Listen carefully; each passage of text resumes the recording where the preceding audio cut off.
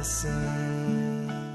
Irmãos, irmãs, que bom estarmos juntos neste domingo, dia 3 de julho, celebrando com toda a igreja a solenidade de São Pedro e São Paulo apóstolos, dia do Papa. Esta solenidade, na verdade, é no dia 29, no calendário litúrgico da Igreja Universal, da Igreja que está presente no mundo inteiro. Mas aqui no Brasil foi concedido celebrar no domingo seguinte. Assim toda a comunidade se une com Pedro, com Paulo e com aquele que hoje ocupa o lugar de Pedro, Francisco, o Papa Francisco. Ele, o primeiro entre os irmãos, o primeiro entre os bispos, o primeiro a testemunhar a fé. Nós estamos com o Evangelho de Mateus, no capítulo 16, versículos 13 a 19. Naquele tempo, Jesus foi à região de Cesareia de Filipe e ali perguntou aos seus discípulos: quem dizem os homens ser o Filho do Homem? Eles responderam: alguns dizem que é João Batista, outros que é Elias, outros ainda que é Jeremias ou algum dos profetas. Então Jesus lhes perguntou: e vós, quem dizeis que eu sou? Simão Pedro respondeu: tu és o Messias, o Filho do Deus vivo.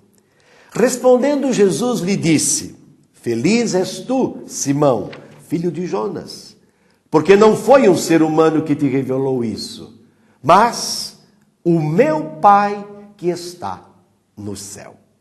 Por isso eu te digo que tu és Pedro, e sobre esta pedra construirei a minha igreja, e o poder do inferno nunca poderá vencê-la. Eu te darei as chaves do reino dos céus. Tudo que ligares na terra será ligado nos céus. Tudo que desligares na terra será desligado no céu.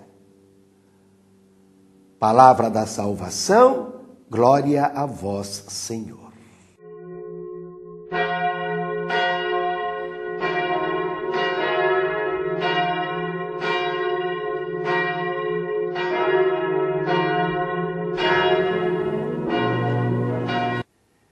Meus irmãos, minhas irmãs, na solenidade dos apóstolos Pedro e Paulo, nós compreendemos a grandeza da igreja, nós compreendemos toda a sua importância, todo o seu fundamento, uma vez que eles, Pedro e Paulo, são considerados as colunas da igreja.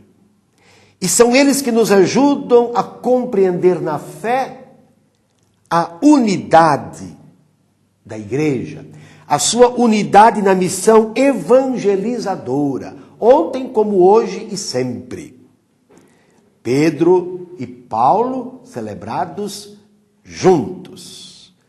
Mais uma vez nos deparamos com o apóstolo Pedro, que reconheceu Jesus como Messias, quer dizer, o ungido de Deus, o enviado de Deus, o que o levará a identificar a sua vida com a vida dele, como verdadeiro, como autêntico discípulo missionário.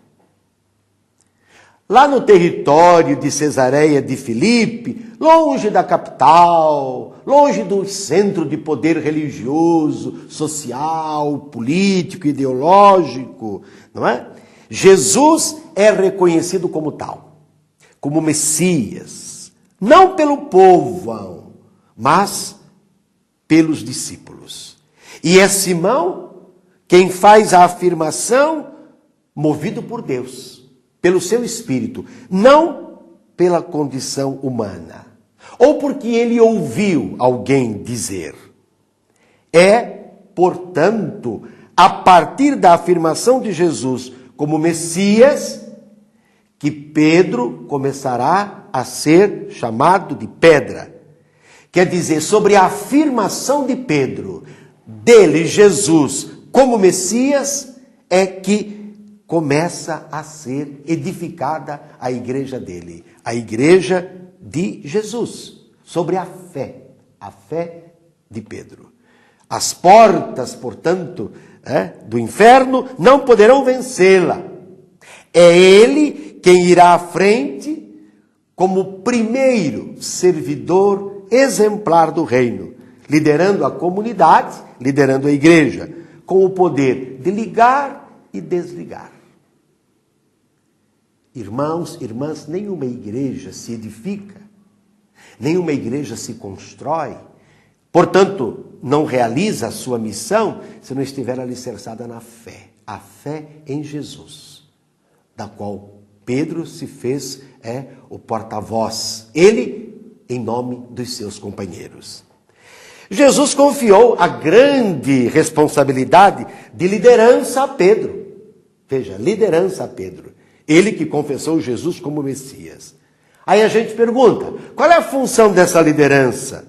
Em primeiro lugar, conservar, em meio aos conflitos decorrentes da prática da justiça, a firme convicção de que o projeto de Deus avançará na história. Ele irá triunfar. Quer dizer, a morte, a perseguição, a injustiça nunca irão vencer.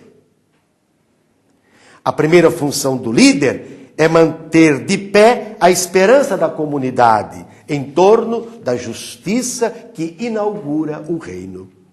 E isso, evidentemente, não se faz com palavras, se faz com gestos. Em segundo lugar, mediante o contínuo processo de conversão, confissão, testemunho de que a salvação é obra realizada por Deus. Assim, o ligar e desligar é confiado a Pedro e aos seus companheiros, está unido ao pleno testemunho cristão. A comunidade não é proprietária de poder algum, é sempre Jesus quem constrói e dá do que é seu.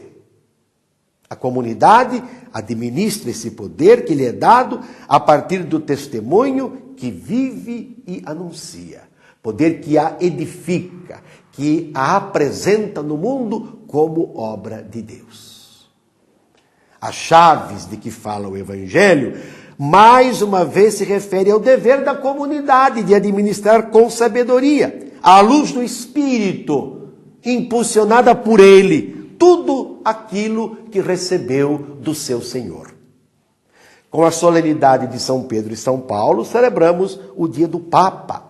O Papa que continua a missão de Pedro, o primeiro entre os apóstolos. Não isolado, sozinho, não. É ele que reúne os seus irmãos bispos com a comunidade para o discipulado e para a missão.